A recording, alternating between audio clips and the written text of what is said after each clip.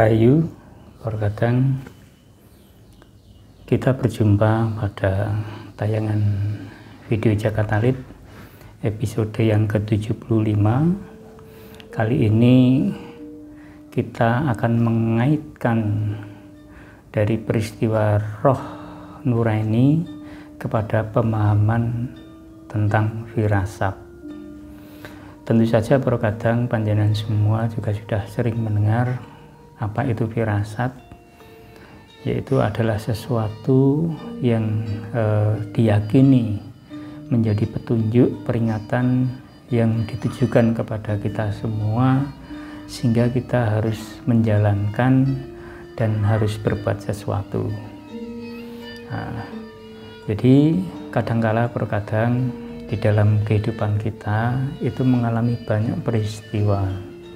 Salah satu peristiwa di mana perhatian Gusti kepada kita terhadap perilaku kita yang mungkin kurang pas seperti kehendak dari Gusti ini, kadangkala Gusti menyapa kita di dalam bentuk firasat-firasat, di dalam bentuk sebuah simbol-simbol yang harus kita pahami bersama. Jadi terkadang kita pada video kali ini ingin mencoba untuk menyelami tentang firasat yang kadangkala itu muncul juga dari kedalaman hati kita, muncul dari sebuah teguran yang suara teguran yang muncul dari sanubari kita. Jadi itu menjadi petunjuk bagi kita semua supaya kita itu bisa menjadi lebih waspada di dalam menjalani perbuatan-perbuatan. Jadi terkadang firasat ini sesungguhnya adalah sebuah petunjuk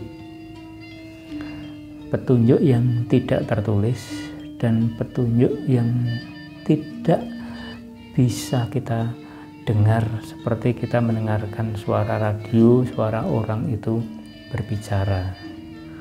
Jadi firasat ini adalah sebuah petunjuk gaib yang kadangkala itu wujud di dalam simbol-simbol kehidupan kita sehari-hari yang jarang sekali terjadi dan tiba-tiba diperlihatkan kepada kita semua. Dan ini juga menjadi bagian pengingat, menjadi bagian petunjuk yang harus kita pahami saat kita itu menjaga moralitas kita dalam rangka kita ingin berbuat dharma di dalam kehidupan. Jadi firasat itu adalah petunjuk gaib yang memang diberikan kepada kita semua, dan kita juga meyakini keberadaannya memang sungguh-sungguh ada di dalam kehidupan kita masing-masing.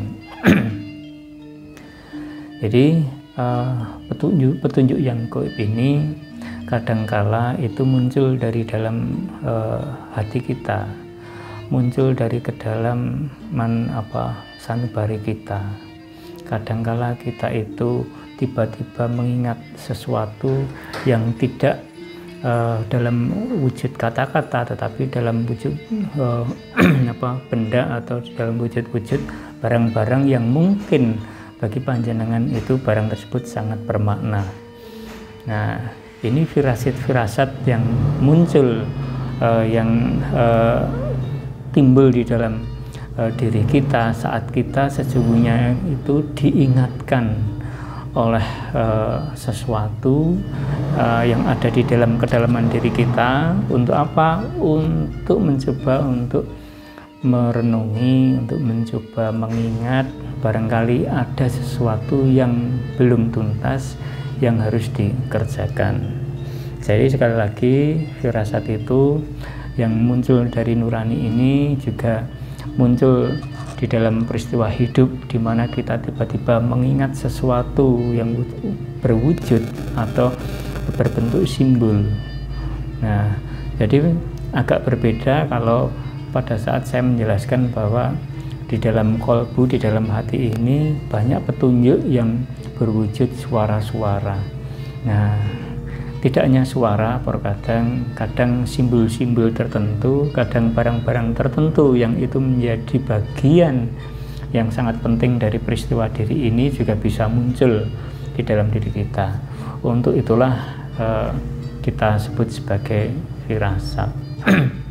Sehingga saat kita mengingat wujud, mengingat benda tersebut, kita diingatkan oleh sesuatu di mana kita harus berbuat sesuatu.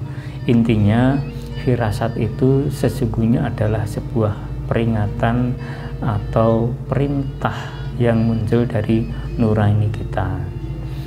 Jadi oleh sebab itu terkadang kita juga harus tanggap, kita juga harus menyiapkan diri, kita harus belajar peka, tidak hanya di dalam kita menyelami diri itu kita hanya menunggu hadirnya suara-suara, tapi kita juga siap seandainya nanti nurani kita itu mengirim kita sebuah wujud, sebuah simbol, sehingga kita pun juga harus mampu untuk menerjemahkan, mampu untuk mengerti, mampu untuk menjalankan perintah-perintah yang tersirat di dalamnya.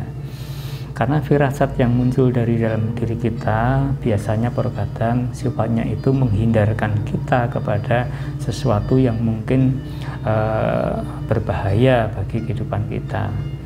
Nah, sehingga itu kita juga harus menjadi paham, dan kita harus belajar mengenai hal tersebut. Nah, untuk bisa memahami firasat ini memang kita harus belajar, sebab di dalam firasat itu memang butuh kita itu menerjemahkan lagi. Ya, jadi tidak seperti yang muncul yang wujudnya suara yang menuntun hati kita, menuntun setiap pemikiran kita. Tetapi kalau nanti wujudnya simbol, kita diminta untuk ngelelimbang, diminta untuk mengingat-ingat banyak peristiwa di masa lalu. Dan ini pun kita juga harus dan wajib juga mencoba untuk mendekatkan diri lagi, mohon kepada Gusti supaya hal ini kita dimampukan. Tetapi dalam hal ini peristiwa firasat ini memang harus disyukuri, karena ini adalah peristiwa kasih, peristiwa bagaimana Gusti ini sungguh sangat perhatian kepada panjenengan untuk menyelamatkan, menjauhkan dari segala sesuatu yang akan merintangi panjenengan, yang akan mengganggu panjenengan untuk berbuat seperti kehendak Gusti, sehingga Gusti memberikan sebuah petunjuk, memberikan sebuah peringatan. Nah, oleh sebab itu firasat itu pada hakikatnya isinya adalah sebuah perintah yang harus kita jalani, yang harus kita perbuat, sehingga kehidupan kita kembali seperti apa yang dikehendaki dan kembali di dalam jalan yang lapang sesuai dengan apa yang kita harapkan. Demikian terkadang, semoga pengetahuan firasat ini juga menjadi kegembiraan bagi panjenengan, bisa mengalami sukacita terhadap diri panjenengan, bisa menjadikan inspirasi dari sebuah perbuatan panjenengan, bisa menjadikan sebuah petunjuk bagi panjenengan. Nah, terkadang saya kembali mengingatkan, apapun yang terjadi, baik itu suara hati, baik itu firasat yang muncul dari kedalaman diri kita, tentu saja akan mudah kita pahami jikalau rogo kita itu terawat dengan baik. Saya ulangi lagi, jika raga kita, tubuh kita itu terawat dengan baik, sehingga kita tubuh ini mampu untuk menerjemahkan, mampu untuk mendukung keinginan-keinginan kita untuk mengetahui hal-hal yang selama ini memang benar-benar muncul dari kedalaman sana. Jadi jagalah tubuh panjenengan, jagalah kesehatan panjenengan, jangan sekali-kali merusak tubuh panjenengan, jangan sekali-kali membuat tubuh yang sesungguhnya sarana panjenengan untuk berbuat baik itu menjadi tidak berguna. Tentu saja nanti kita akan menjadi bermasalah, menjadi gagal saat kita menjalani di masa pemurnian. Matur nuwun para kadang, semoga video ini menambah keimanan panjenengan, menambah rasa kerinduan panjenengan terhadap Gusti. Kita berjumpa lagi pada video selanjutnya. Matur nuwun.